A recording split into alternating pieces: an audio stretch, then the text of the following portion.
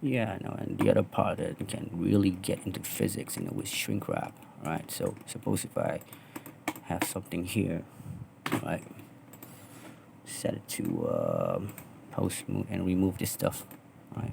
Remove its copy, location, rotation, depth, right? All of these, right? Okay, remove this stuff.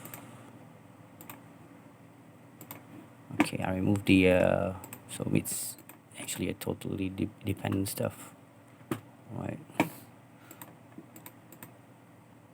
Okay, okay. Now and then this part right here. Okay, go to the shrink wrap, right, and just target it like that. You see, this really can get into the physics like crazy. See, crazy corrections. You can't see it correctly, but it's underneath there. We see on the